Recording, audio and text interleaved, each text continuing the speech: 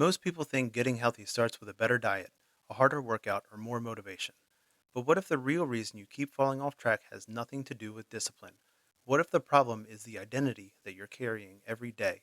Because if you still see yourself as someone who always quits, who's never been athletic, who can't stay consistent, your habits will keep proving you right.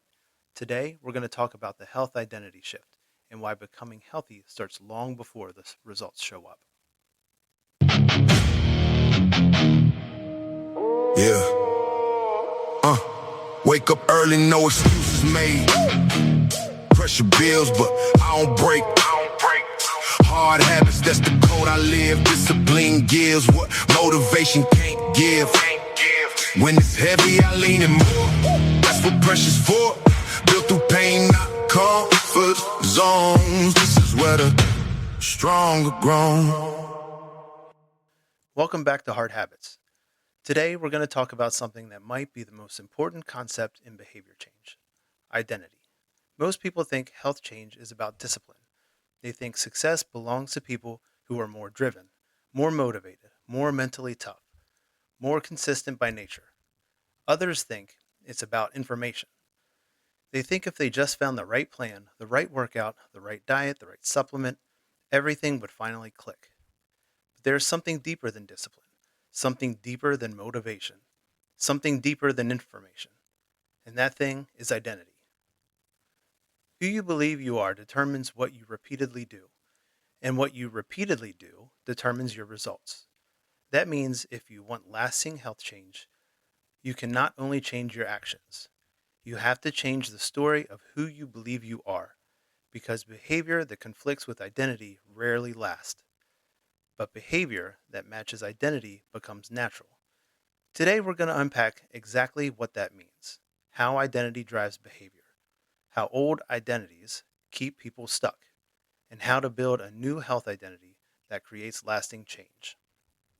Let's start with something simple. Think about someone who says, "I'm not a runner."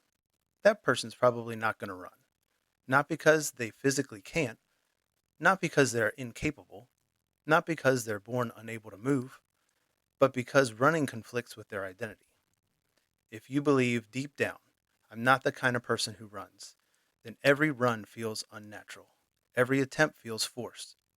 Every setback feels like proof that they're doing it all wrong. Every setback feels like proof that they were right all along. Now think about someone who says, "I'm someone who trains every day." That identity shapes behavior. They make time for exercise. They plan around movement. They prioritize recovery.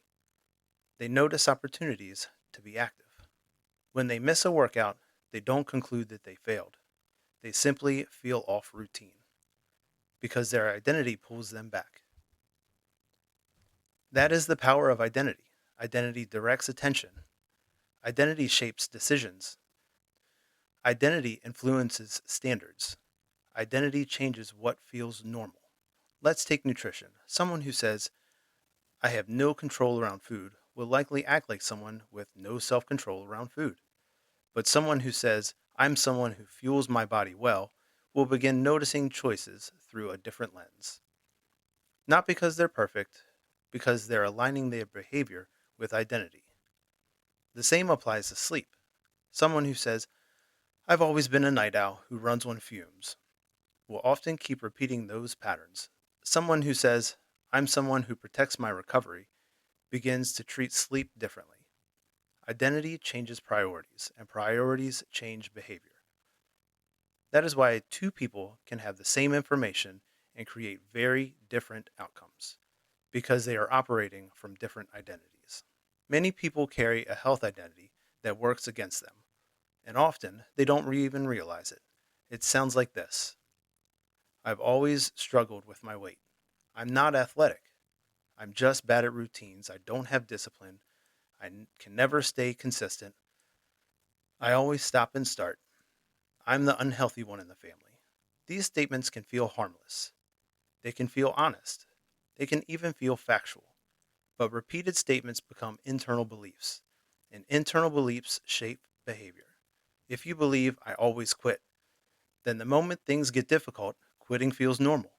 If you believe, "I'm not athletic," then exercise feels like something other people do.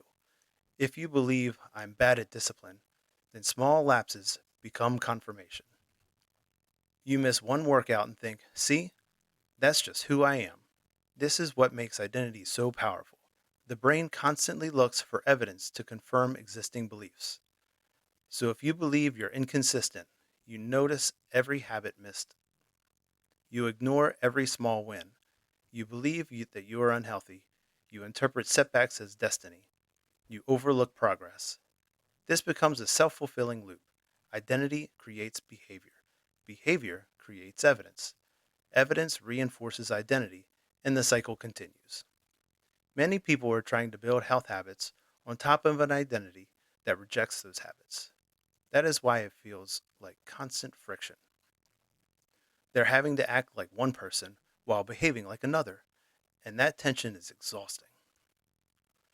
That is why motivation fails.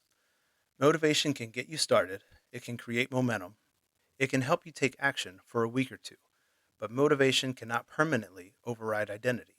If someone deeply believes, I'm the kind of person who never sticks to things, then even a motivated start often ends in the same way. Because once the emotional energy fades, the old identity pulls behavior back to baseline. That's why people say, I don't know what happened. I was doing so well. What happened is simple.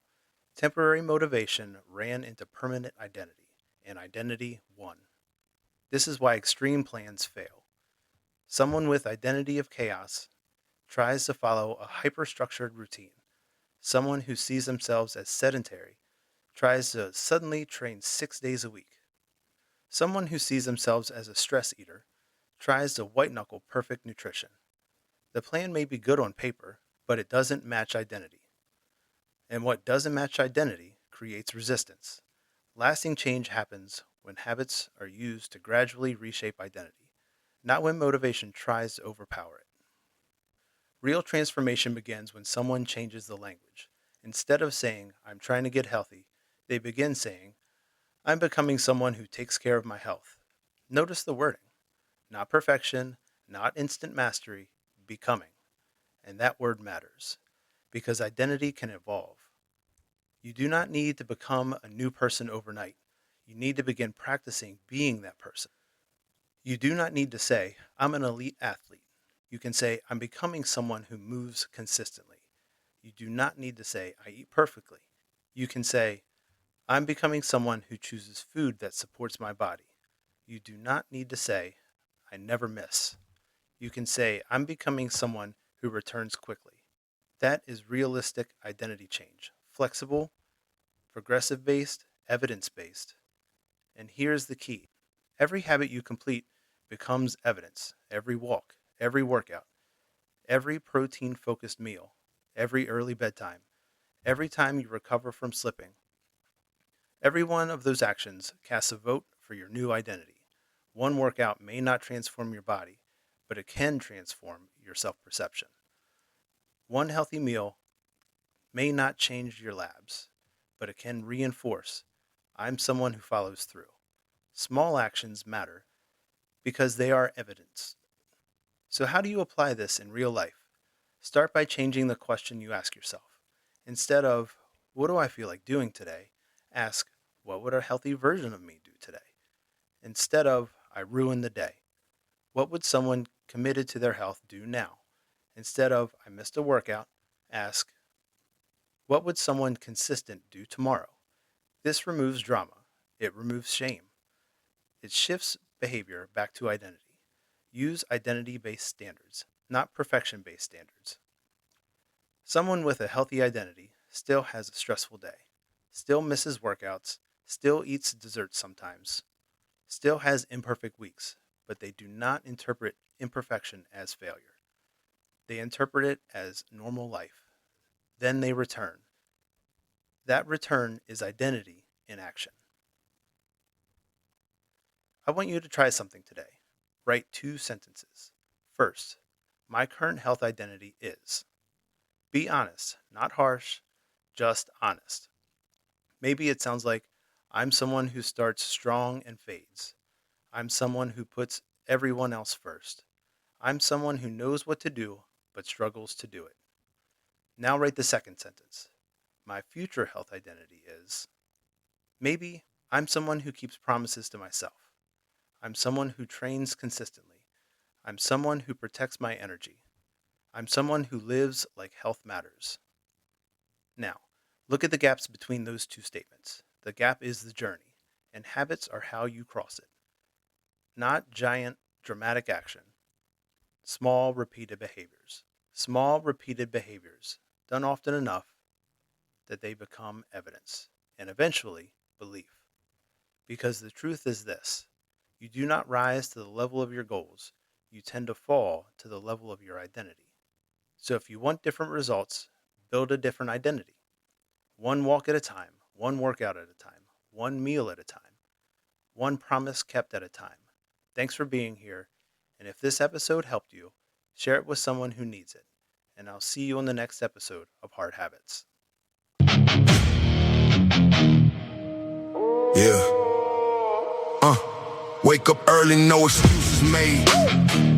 Pressure bills, but I don't break. Hard habits, that's the code I live. Discipline gives what motivation can't give. When it's heavy, I lean in more. That's what pressure's for. Built through pain, not comfort zones. This is where the strong are grown.